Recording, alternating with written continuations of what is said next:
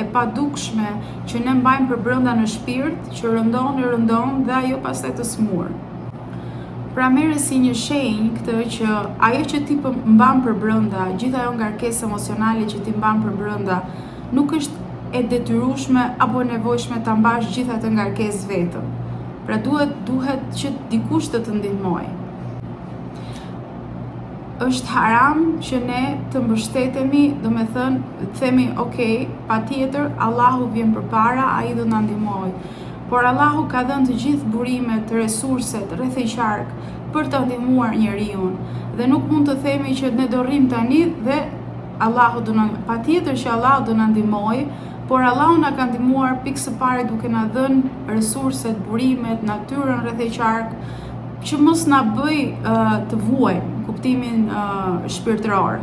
Dhe nëse ne jemi mirë nga ana e shëndetit, edhe marrëdhënia jonë me Allahun do jetë akoma më mirë dhe më e frytshme.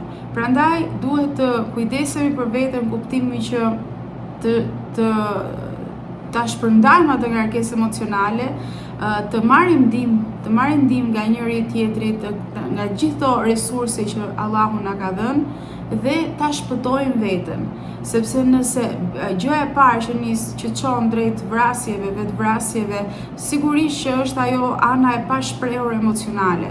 Shumë kultura thon hesht, nuk neglizhohen, shumë gjëra neglizhohen, nuk fliten, keq interpretohen si turp, si problemi mendor bëhet si një gjë bullizuese, kuptimin që duhet kesh turp nga ajo që ti po kalon, pa e shprehur këtë gjë. Dhe sigurisht pa e shprehur këtë gjë nuk mund të jesh dot as i afërt apo e afërt me Islamin, me besimin tënd dhe përballë Allahut.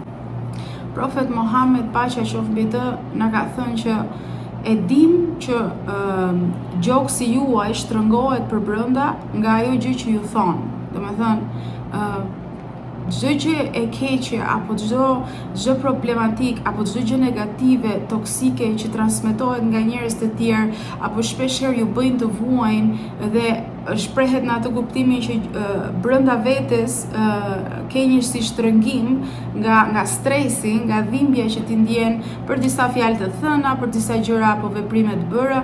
Kështu që Allahu e di këtë gjë dhe e di që çfarë ju dhem, çfarë ju shkakton të ndiheni keq moralisht, por ai gjithashtu është dhe më afër venës së qafës, pra ai është pranë nesh shumë dhe shumë afër.